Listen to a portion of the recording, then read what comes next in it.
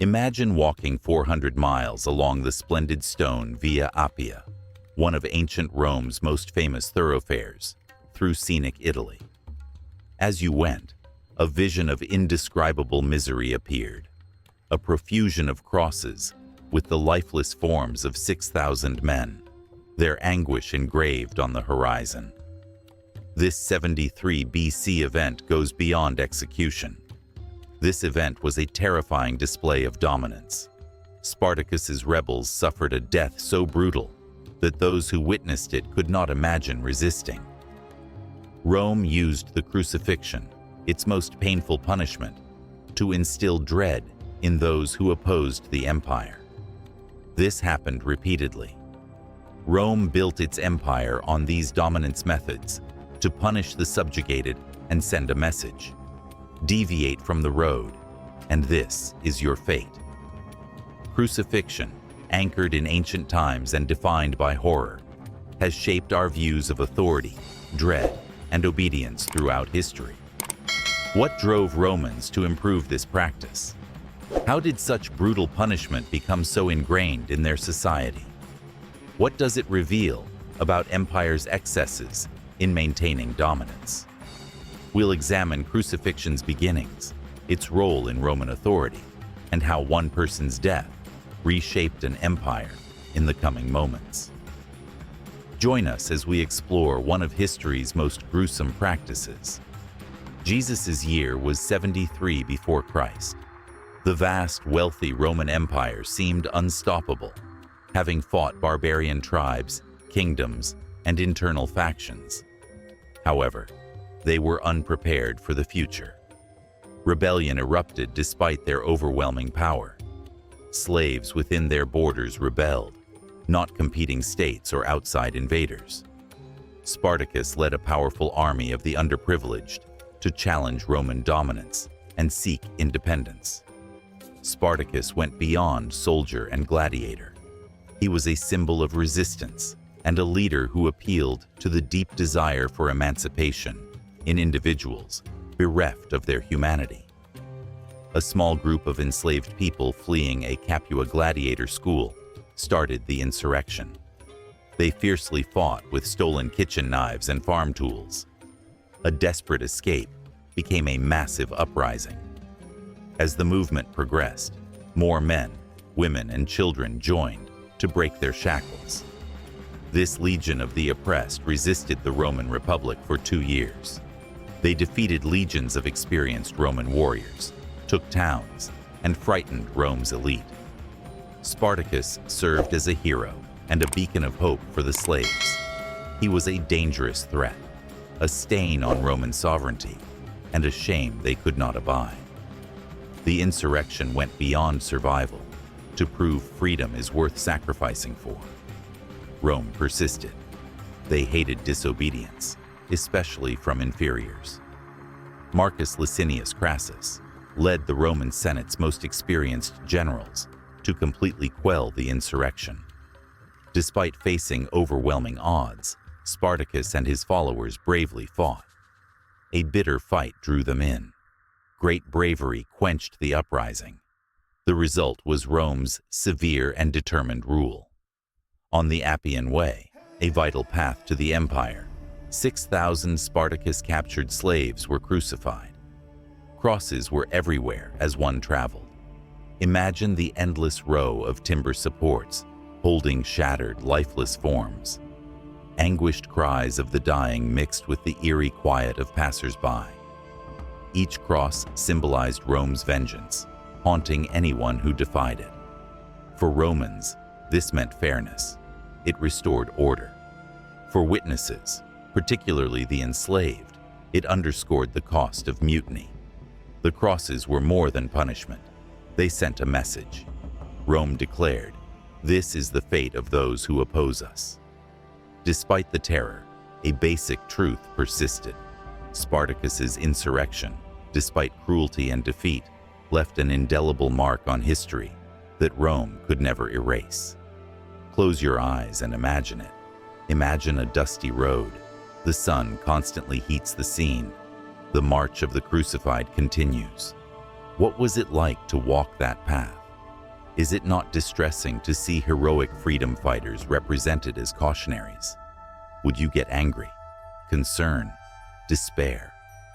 Could their bravery, their decision to stand for a cause outside their own interests, despite the costs, inspire you? Spartacus's story endures because of its humanity and revolt. They were souls bereft of rights, identities, and dignity, not just soldiers or kings. They persevered in the face of overwhelming challenges. They fought not only for their own independence, but for a world without bonds. The Appian Way crosses deteriorated over time. The dead lay in darkness, the road emptied of its horrors. However, Spartacus's story lasted. He became more than a gladiator and rebel commander. He symbolized the unbreakable human spirit, showing that even in the darkest shadows, people can remain strong. Today, we remember Spartacus for his insurrection and his ideas. He reminds us that true freedom costs. We get it by sacrificing, being brave, and believing. We should contemplate our life, he says. How would we react to a similar choice? Will we find the strength to fight oppression, knowing the cost? Shall we fight for liberty for ourselves and others? Spartacus and the 6,000 crucified slaves are more than history. They are a reflection. It prompts us to consider our own principles. It makes us think about freedom and our duty to protect it. Consider your modern freedoms as you read this. Do you love them, or do you ignore them? And perhaps most importantly, how will you use your freedom? Will you use it for yourself or advocate for others, like Spartacus and his followers? Despite the disappearance of the Appian Way crosses, their story continues to inspire hope, bravery, and the relentless pursuit of a better future. Crucifixion.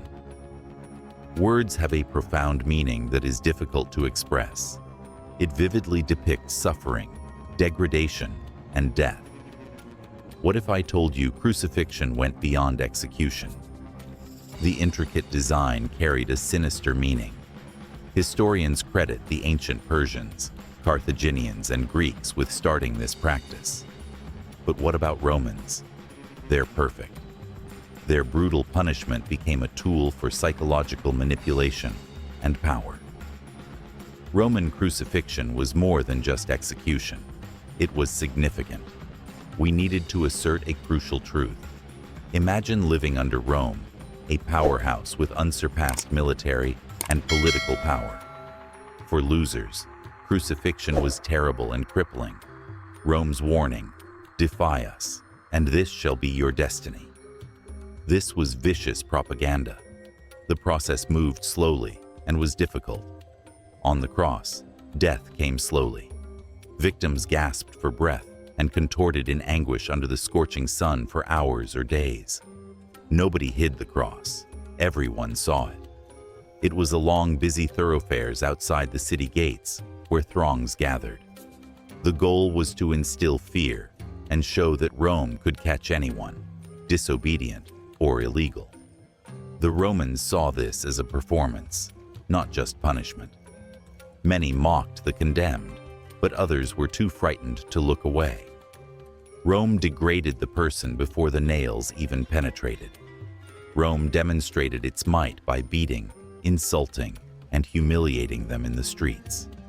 The cross dehumanized them and turned them into a symbol of shame and failure. What is the significance of crucifixion? Why use complicated approaches when simpler ones will do?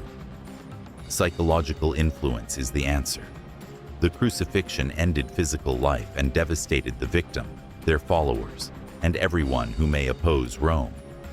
The slow, palpable anguish of crucifixion stayed with us. The memory of the experience will endure. Rome wanted to be unforgettable.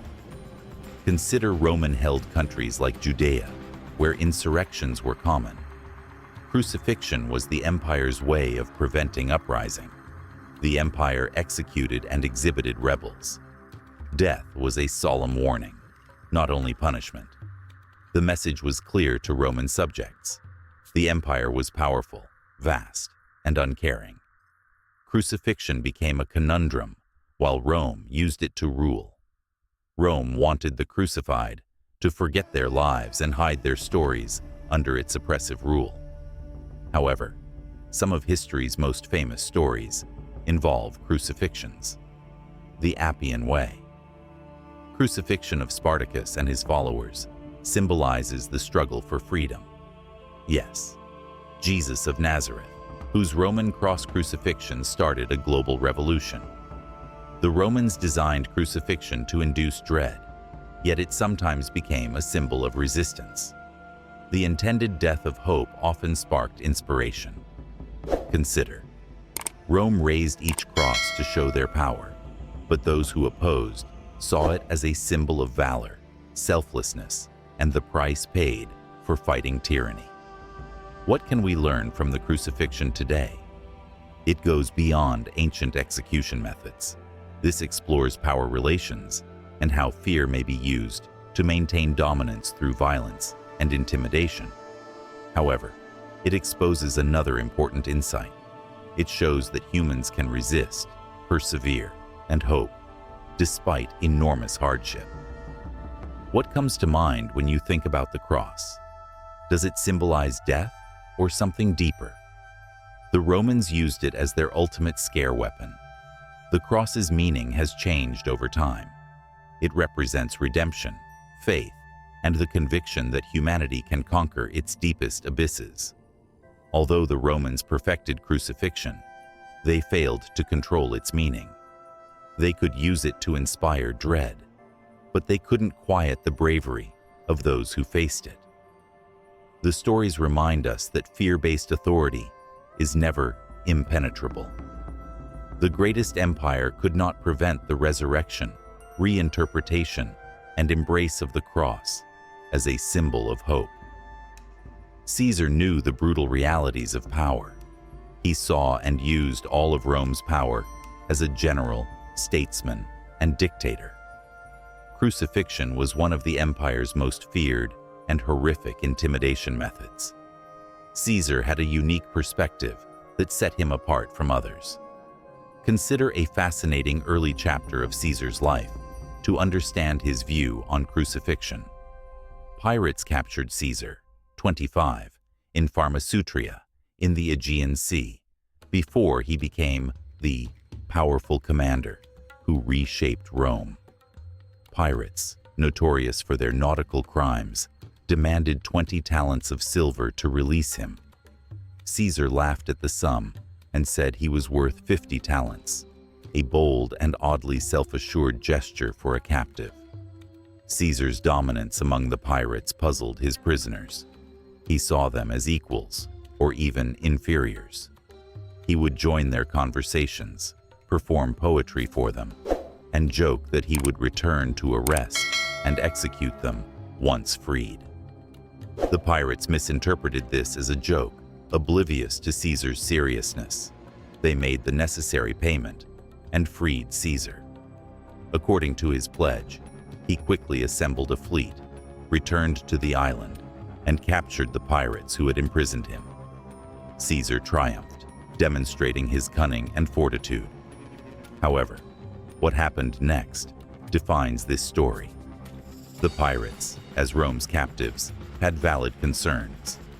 Caesar spared them from crucifixion, the usual punishment for criminals and Roman enemies. The reason? Was it caring? Could it have been practical? Could it have been something else? Caesar understood the harshness of crucifixion.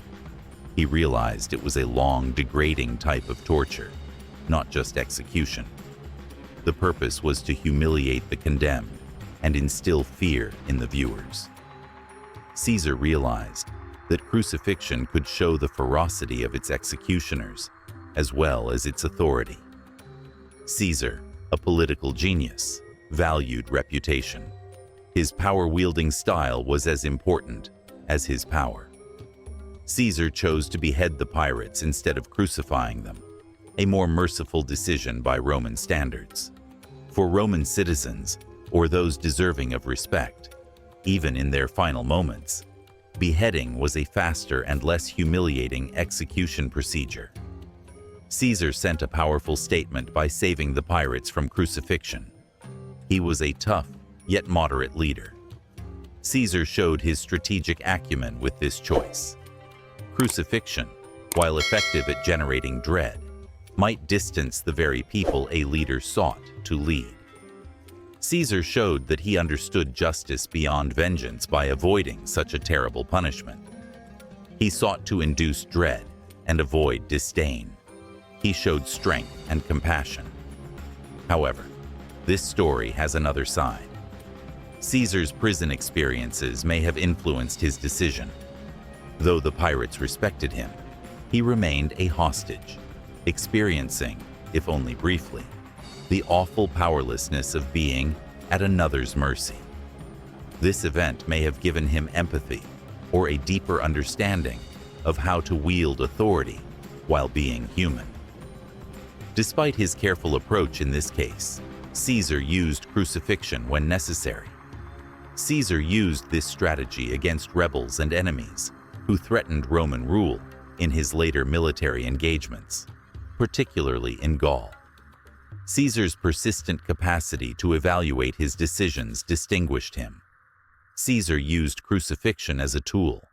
What can we learn from this? Caesar's choice to spare the pirates was more than mercy. It involved power, perception, and politics. It reminds us that even in violent times, leaders made decisions that revealed their courage and character. Thus, Caesar's view of crucifixion illuminates his leadership. He was an artist and strategist who understood that true power was more than physical force. It addressed how that force was used, perceived, and how it affected those who used it.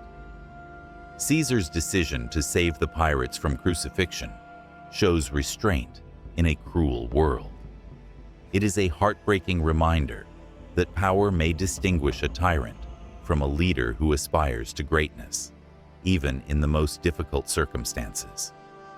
Crucifixion was more than just an execution in Roman culture. It was a cultural emblem that shaped the people's imaginations almost mythically. To the elite of Roman society, it was a terrifying penalty they tried to avoid. For the public, it was a constant and terrifying reminder of Rome's authority and the dangers of revolt. Crucifixion punished society's outcasts. Rome reserved only unusual high treason cases for its citizens. Instead, Rome imposed it on slaves, foreigners, rebels, criminals, and other threats to the order. Rome considered these people expendable, their lives inconsequential, and their executions a tool to maintain rule. The execution was a spectacle that turned the condemned into symbols of shame, dread, and persecution. Consider crucifixion's place in Roman society to understand its cultural significance. Senators, patricians, and the wealthy saw it as an unworthy punishment. They considered crucifixion overly degrading, protracted, and public. The thought of such a death was inconceivable, symbolizing dishonor. Its purpose was to eliminate and demolish an individual's dignity and essence. Crucifixion was a real threat to the community, especially the poorer classes and those in servitude. Everyone used it to uphold Rome's dominance. Collective retribution could affect the guilty, bystanders, families, and communities. When a slave rebelled, Rome often crucified their entire household, including women, children, and the innocent.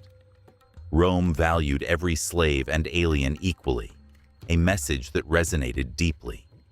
Devoid of wisdom and humanity, everyone suffered. Imagine such a world. An elevated cross would frighten a community. Crowds gathered out of necessity. One must be watchful, because averting one's attention could cause doubt.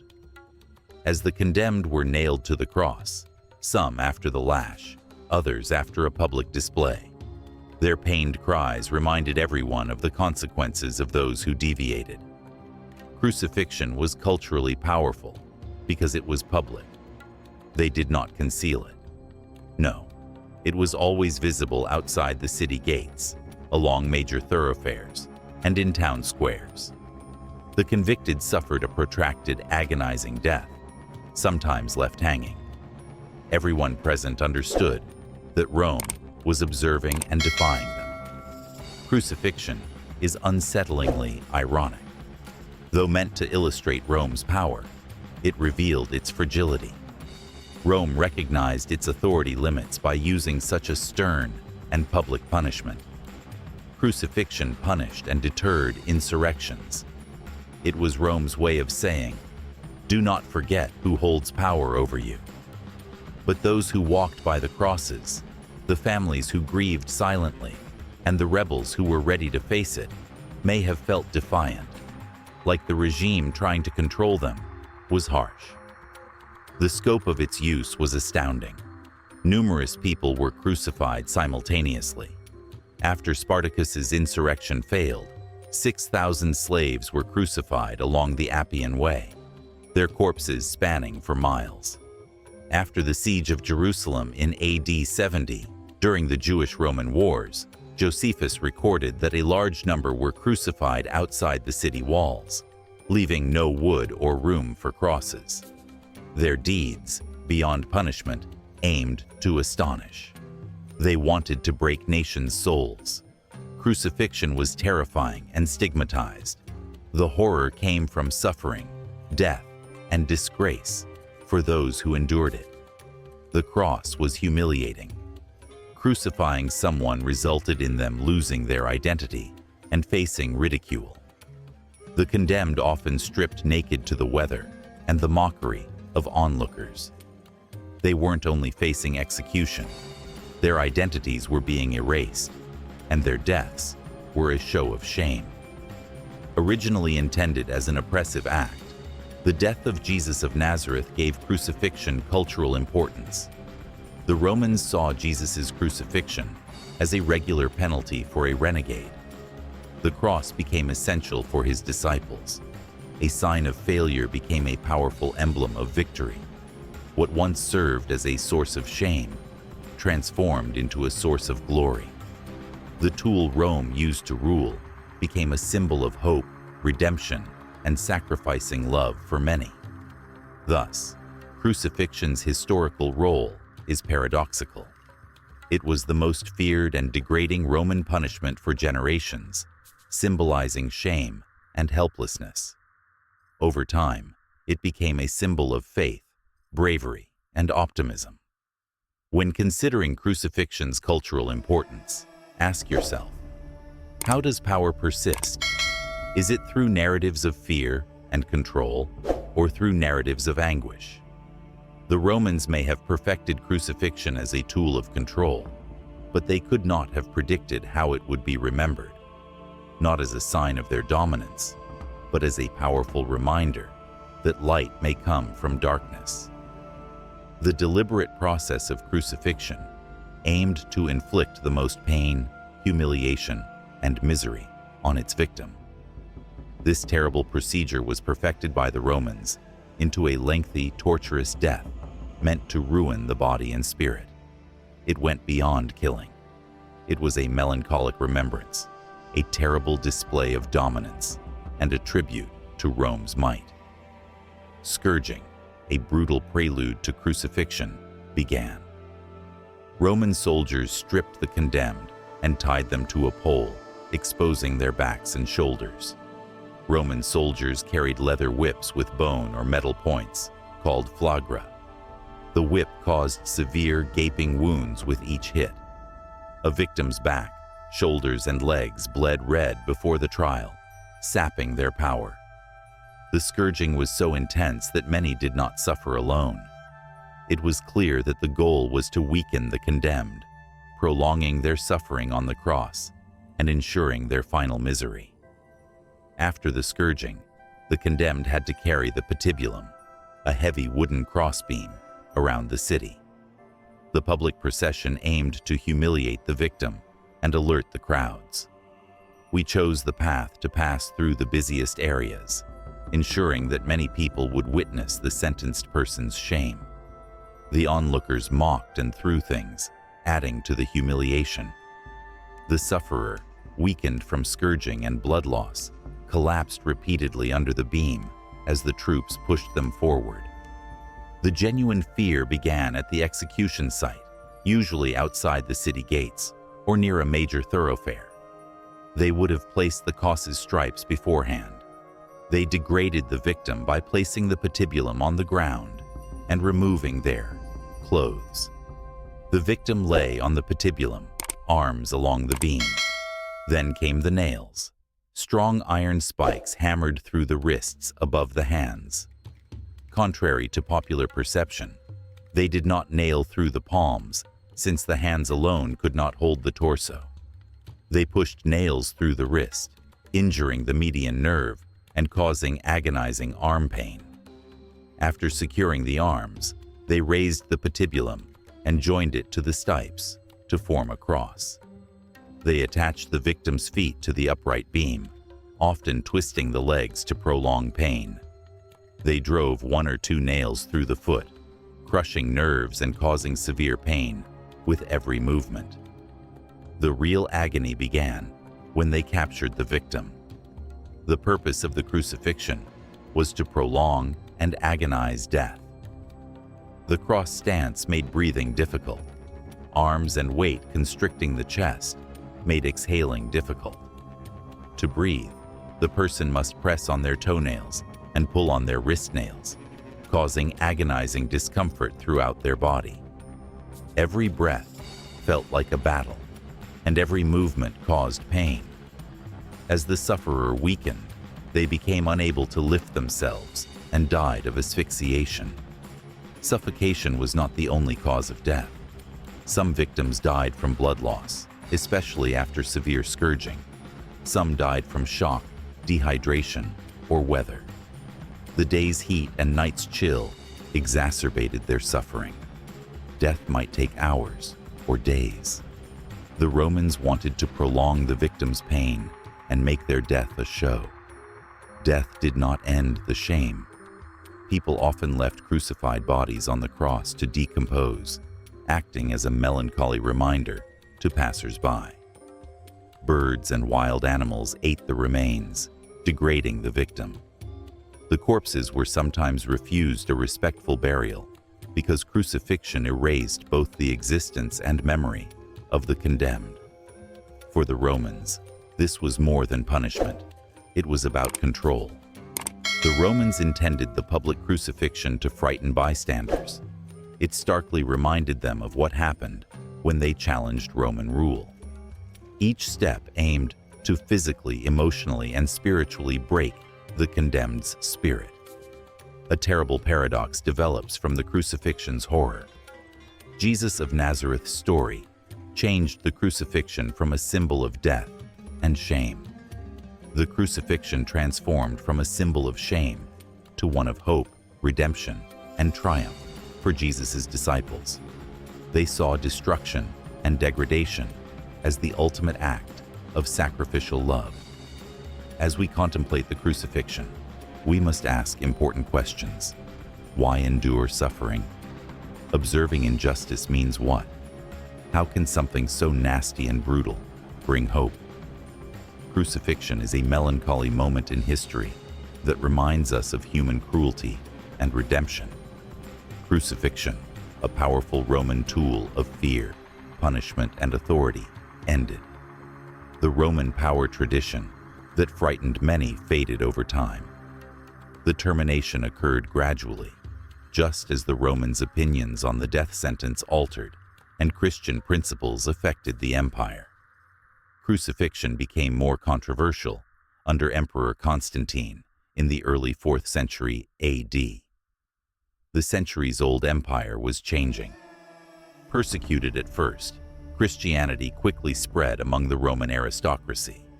Against Rome's severe customs, the profound messages of compassion, forgiveness, and human life stood out. Jesus Christ's crucifixion transformed the cross from a symbol of death and shame into a symbol of hope, salvation, and eternal life. During Constantine's reign, the Roman Empire underwent significant changes, and he was crucified. Constantine's Edict of Milan in 313 AD granted Christians religious tolerance and ended centuries of persecution. Christian ideas influenced Roman punishment and care as Christianity spread throughout the empire. Christians saw the crucifixion as more than cruelty. It was personal. The cross was firmly ingrained in their beliefs, and its continued use as a symbol of shame and death reminded them of the suffering their Redeemer underwent. Constantine abolished crucifixion to acknowledge the moral and spiritual changes in his realm. In a Christianizing empire, it was no longer proper vengeance. He instituted hanging by the neck as the primary mode of execution. This change was symbolic, not just practical. Hanging was harsh, but it was faster, shorter, and less demeaning than crucifixion. The magnificent spectacle, extended suffering, and deliberate stripping of humanity that made crucifixion so dreaded were absent. Constantine's choice was crucial. This incident changed Roman policy and cultural views of human dignity and justice. The crucifixion, once a symbol of Rome's uncompromising control, had become a cruel act that violated the era's ethical standards. The cessation of crucifixion signaled a major change in Rome's rule under Constantine, which sought to align with Christian beliefs. More than just compassion and morality drove Constantine's deeds. They understood politics well. As emperor, Constantine understood the importance of uniting his empire. Constantine showed Christians that the highest authorities honored their beliefs by prohibiting the crucifixion. This strengthened their loyalty to the empire and Constantine, allowing them to use their growing influence. Roman sentencing views changed after crucifixion. Throughout history, the empire relied on public executions to instill fear and maintain rule. Roman society's understanding of justice evolved. Crucifixion, originally a symbol of Roman authority, became excessive and archaic, especially in a stable empire. Consider the significance of this change. Despite its end, crucifixion caused enormous suffering and took many lives. The awareness that even the mightiest empires may change and the harshest methods can be reevaluated was a step forward. It showed that authority need not be violent. Justice may change, and ethical progress is possible even in aggressive and dominating structures. Christians valued the crucifixion's end. Once an instrument of tyranny, the cross now symbolizes hope and salvation. Now, the empire that had perfected it was abandoning it. A spiritual and historical victory appeared for the cross. Deep faith changed its purpose, defeating death. The crucifixion shows how faith, morals, and culture shape society. People eventually rejected what was once a necessary tool of administration as cruel and inappropriate for an educated society. Constantine abolished crucifixion, changing humanity's view of justice and punishment. Crucifixion became a remnant of a darker time. Its legacy lives on in the stories of those who suffered it and in the cross's extraordinary transformation. Once a symbol of terror, it now represents faith. It has become a symbol of life as a death instrument.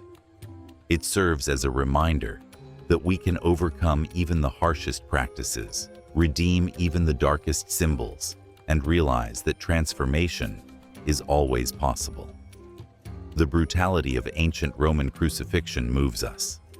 This execution served not only as a punishment, but also as a means to instill dread, remind people of their frailty, and maintain control. In a control-focused culture, death was a strong psychological weapon. Public executions broke the will of those who challenged the status quo. It shows how far leaders will go to maintain control. This video is a fascinating reflection on the darker side of human history, showing how brutality, albeit decried, may become tolerated under certain situations. The notion that we could accept and celebrate crucifixion raises questions about the extent to which our societies silently tolerate brutality and inequity. This video's main lesson goes beyond crucifixion to examine how fear and spectacle maintain control. It reminds us that history, often viewed from the conqueror's perspective, can hide unpleasant truths about control systems. As we remember the past, we must ask, what injustices are we accepting as usual in our society? Please, respected viewer, accept this information and explore history's complex and often frightening facts. Discuss how our culture uses power, examine the institutions we accept, and challenge our complacency.